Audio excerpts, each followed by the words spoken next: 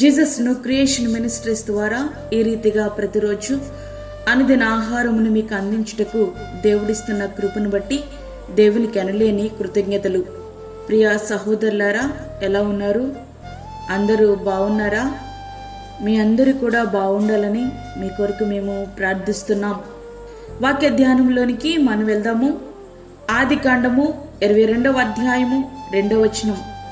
అప్పుడు ఆయన, నీకు ఒక్కడైన నీ కుమారుని అనగా నీవు ప్రేమించు ఇస్సాకును తీసుకుని మొరియా దేశమునకు వెళ్ళి అక్కడ నేను నీతో చెప్పబో పర్వతములలో ఒక దాని మీద దహన బలిగా అతన్ని అర్పించుమని చెప్పాను.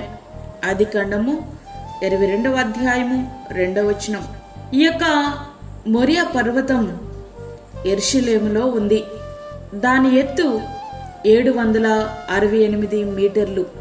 దాని సరిహద్దులు కిద్రోను లోయ మరియు హగ్గయి లోయకు మధ్యలో, పశ్చిమ భాగంలో సియోను పర్వతము, తూర్పున ఒలీవల కొండ. మొరియా పర్వతం బలి అర్పించి ఆయనను ఆరాధించే అనుభవాలను మనకు జ్ఞాపకంలోనికి తీసుకుని వస్తుంది. మొరియా పర్వతం మీదనే సొలొమోను దేవాలయమును కట్టించారు.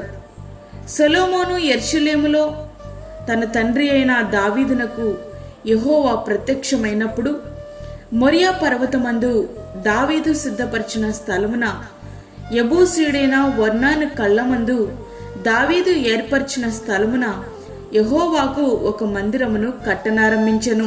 2వ దినవృత్తాంతములు 3వ అధ్యాయం 1వ వచనం. సొలొమోను చేత కట్టబడినటువంటి మందిరం కూల్చివేయబడింది. తర్వాత హేరోదు కట్టిన మందిరము కూడా కూల్చివేయబడింది. ఇప్పుడు మరొక మందిరం కావాలని అనునిత్యం యూదులు అక్కడ ఏడ్పుల గోడ దగ్గర మొరపెడుతూ ఉంటారు. ఆరాధించడానికి ఒక మందిరం ఇస్తే తిరిగి బలులు అర్పించడం ప్రారంభించాలనే ఆశతో వారు ఎదురు చూస్తున్నారు. వారి కొరకు వారే ఒక గొర్రె పిల్లను అనగా యేసుక్రీస్తును వధించారు. ఇక బలులతో సంబంధమే లేదు అనే విషయాన్ని ఎంత మాత్రము వారు అంగీకరించరు. కారణం, యుగ సంబంధమైన దేవత వారి కనులకు గుడ్డితనము కలుగజేశాను. మొరియా పర్వతం మీదనే ఇస్సాకును బలి అర్పించడానికి అబ్రహాము సిద్ధపడ్డారు. అబ్రహాము తన కుమారునికి ప్రాధాన్యతనిస్తాడా, లేక ఆ కుమారునిచ్చిన నాకు ప్రాధాన్యతనిస్తాడా అనే విషయం దేవుడు తేల్చుకోవడానికి మొరియా పర్వతం ఒక వేదిక అయ్యింది. అబ్రహాము గారి యొక్క విశ్వాసము, ఇస్సాకు గారి యొక్క విధేయత ఆవిష్కరించబడడానికి మొరియా పర్వతమే సాక్షిగా నిలబడబోతుంది. అబ్రహాము గారి విశ్వాసము, దేవుడు తనకిచ్చిన వాగ్దానం నెరవేరాలంటే తప్పకుండా ఇస్సాకు బ్రతికి ఉండాలి. అందుచేత ఇస్సాకును దేవుడు చంపడు. ఒకవేళ చనిపోయినా ఆయన మరలా బ్రతికించగలడు అనేది అబ్రహాము గారి యొక్క దృఢమైన విశ్వాసం. ఇస్సాకు యొక్క విధేయత ఎలా ఉందంటే, అబ్రహాము గారు బలిపీఠంను సిద్ధం చేస్తున్నారు.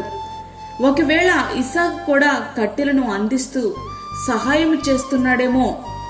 ఏది ఏమైనా బలిపీఠము కట్టడం పూర్తయింది. తన కుమారుని బంధిస్తున్నాడు. అట్లాంటప్పుడు ఇస్సాకు పారిపోవచ్చు కదా. అతను చిన్నపిల్లవాడా? కానే కాదు. కట్టెల మోపు ఎత్తుకుని మొరియా పర్వతం ఎక్కుతున్నాడు అని బైబిల్ గ్రంథంలో స్పష్టంగా మనకి కనబడుతుంది. వృద్ధాప్యంలోనున్న తన తండ్రిని కూడా చంపగలిగే శక్తిమంతుడు.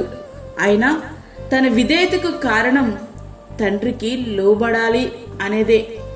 తద్వారా తన పరమ తండ్రికి అర్పణగా అంగీకరించబడాలి.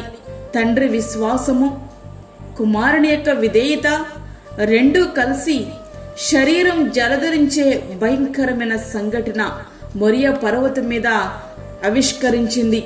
కత్తి పైకి లేచింది గాని ఇస్సాకు మెడ మీదకు దిగలేదు. అబ్రహాము గారు చెప్పినట్లుగానే బలి పశువును దేవుడే చూసుకున్నారు. విశ్వాస పరీక్షలో విజయుడయ్యారు అబ్రహాము గారు. అవును ప్రియ స్నేహితుడా, వాక్యం వింటున్నటువంటి ప్రియమైన దేవుని బిడ్డ, మనము కూడా ఇస్సాకు వలె సజీవ యాగముగా మన శరీరములను ఆయనకు సిద్ధపరచాలి. సమర్పణ అంటే ఏమిటి? శరీరేచ్ఛలను చంపుకొని ప్రభు కొరకు జీవించడం. అదే మొరియా పర్వత అనుభవం.